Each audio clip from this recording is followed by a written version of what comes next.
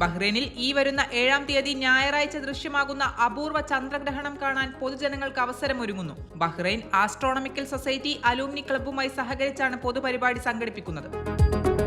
Muharraq സൂക്കിലെ parking ഗതാഗത പ്രശ്നങ്ങൾ പരിഹരിക്കാൻ നടപടികൾ പുരോഗമിക്കുന്നു. വ്യാപാരികളിൽ നിന്നും സന്ദർശകരിൽ നിന്നും മുനിസിപ്പൽ ഉദ്യോഗസ്ഥരിൽ നിന്നും വർദ്ധിച്ചു വരുന്ന ആശങ്കകൾ പരിഗണിച്ചാണ് ഈ നീക്കം. ബഹ്റൈനിൽ ലൈസൻസ് ഇല്ലാതെ സൗന്ദര്യ ചികിത്സ നടത്തിയ പ്രവാസി യുവതി അറസ്റ്റിൽ. നാഷണൽ ഹെൽത്ത് റെഗുലേറ്ററി അതോറിറ്റി ആഭ്യന്തര മന്ത്രാലയവുമായി സഹകരിച്ചാണ് യുവതിയെ അറസ്റ്റ് ചെയ്തത്.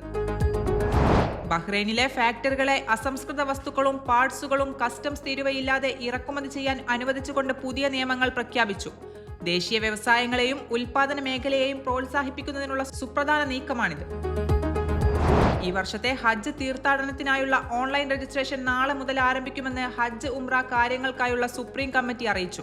ബഹ്റൈൻ നാഷണൽ പോർട്ടൽ വഴി പുതുക്കിയ ഇ-കീം സിസ്റ്റം ഉപയോഗിച്ചാണ് രജിസ്റ്റർ ചെയ്യേണ്ടത്. ദുറാസിൽ ഒരു വീട്ടിലുണ്ടായ തീപിടുത്തത്തിൽ നിന്ന് 3 പേരെ സിവിൽ ഡിഫൻസ് സംഘം രക്ഷപ്പെടുത്തി. ആർക്കും പരിക്കില്ല. സിവിൽ ഡിഫൻസ് സംഘം തീ നിയന്ത്രണ വിധേയമാക്കി. ഷോർട്ട് സർക്യൂട്ടാണ് തീപിടുത്തത്തിന് കാരണമെന്ന് ആഭ്യന്തര മന്ത്രാലയം അറിയിച്ചു.